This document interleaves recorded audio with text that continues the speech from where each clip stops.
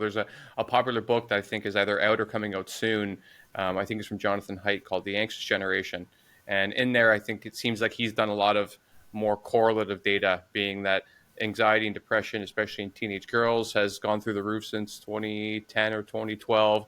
Boys are having this issue. Talking to parents and teachers, they think everyone's losing their mind. So it seems like in the zeitgeist, everyone agrees that social media and phones are kind of driving us a little bit insane, and as far as our sociability, and especially impacting kids largely.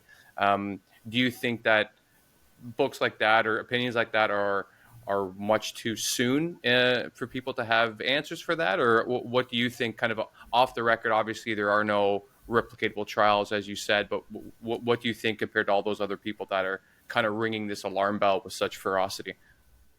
I think to a certain extent, thinking about the possible negative implications of technology use, including social media, smartphones, etc., is very important for us to consider those.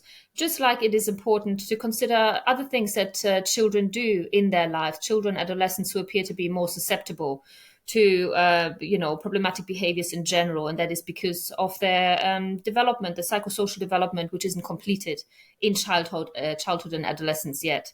So we know that engaging with technology a lot, spending a lot of time on social media, spending a lot of time on smartphones may indeed have an impact on behaviors, on cognitions, on emotions.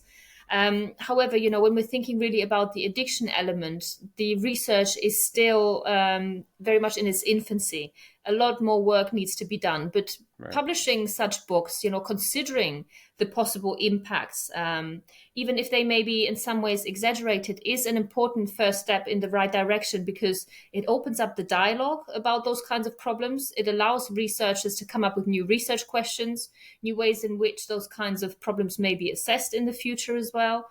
It may Right. also give possible future funding bodies the incentive to fund research in the area, which is something that is very limited at this point in time. So there is limited research funding available for this particular research area, which must change in the future.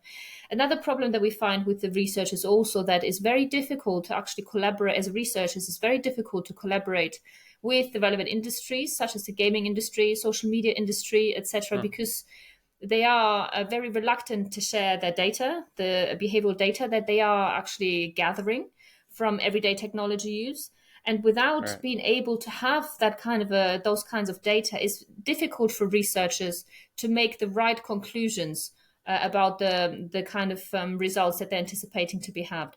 So, Okay. really thinking about all those kinds of issues, it's not easy to say about what exactly is the impact of so and so many hours of social media use, for example. Is very difficult. We also have to bear in mind the characteristics of the individual, so the personality traits, their individual environments, as well as the cultural environment they may be situated in. All of those kinds of factors really contribute to the ways in which technology is used, as well as to the impact that technology use may have on the individual users.